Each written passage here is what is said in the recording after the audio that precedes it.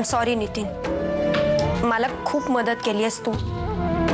Please यापुढे मला भेटायला येऊ नकोस. माझ्यामुळे तुझी नोकरी गेलेली मला नाही आवडणार. तसं काहीही होणार नाही. पद्मिनीजींनी मनात आणलं तरीही नाही. मी दिग्विजय सरांना भेटलो आणि पहिल्याच भेटीत मला कळलं की ते तितके वाईट नाही आहेत जितकं तू समजतेस. त्यांनीच मला सांगितलं होतं की तू अरूला घरी जाऊन भेटू शकतोस. आणि तू आलास मला भेटायला. आता तुला प्रोफेशनल आणि पर्सनल लाईफ मध्ये फरक करता यायला लागलाय.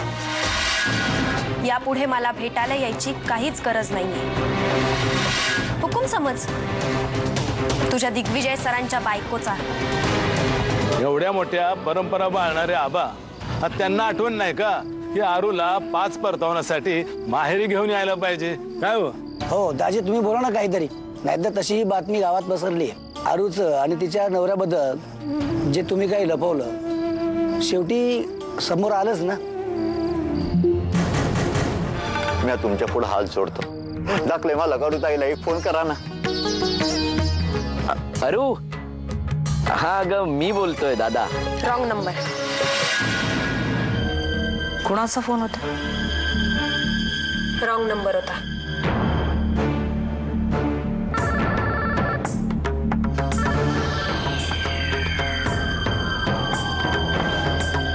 हॅलो. हॅलो, हा नमस्कार पद्मिनीजी. शंतनू बोलतोय. बोल. मी आता अरूला फोन केला होता, जरा काम होतं तिच्याकडे. अच्छा, पण तिला तर रॉंग नंबर वाटला. एक मिनिट देते हा तिला. नाही नको, राहू दे. तुमच्याशी बोलतो. मॅडम, जरा चेक मिळाला असता तर बरं झालं असतं. पैशांची गरज होती. चेक लवकरच मिळेल तुला. आणि फोन ठेव आता. आमच्याकडे तुझ्यासाठी फक्त एवढाच वेळ आहे. हा हा चालेल. कुत्री पाळली आहेत म्हटल्यावर तुकडे फेकावेच लागतील, नाहीतर उगाचच भुंकत राहतील. या कॅनव्हासवर तुझे डोळे काढलेस ना, ते अगदी अगदी अरुवहिनी सारखे. अरुंधतीचे डोळे, मन आणि चित्र कधीच खोटं बोलत नसतात.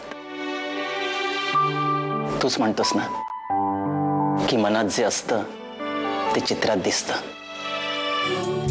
तू नेहमी म्हणतोस ना की तुझी काहीतरी फिलॉसॉफी आहे प्रेमाबद्दलची, पण आज तू माझी फिलॉसॉफी ऐक. ब्रो राग काही वेळाने शांत होतो, प्रेम नाही. कुंकू सुद्धा लावायचं नाही असं ठरवलंयस का? निदान फॅशन म्हणून तरी लाव. आम्ही सरंजामे कितीही मॉड असलो तरी जहागीरदारां इतक्याच रूढी आणि परंपरा पाळतो आणि मानतो. तू दिग्विजयाला ओळखलंच नाहीयेस. अगं, तो इतका साधा मुलगा आहे की मी तरी त्याला कोणालाही दुखवताना कधीच पाहिलं नाही. तो तुझी फसवणूक काय करणार? त्याला फक्त प्रेमच देता येतं. म्हणूनच त्याने तू लग्न मोडू शकतेस असं स्वतःहून सांगितलं. तुला दिग्विजयाची काळजी नसेल, पण आम्हाला आहे.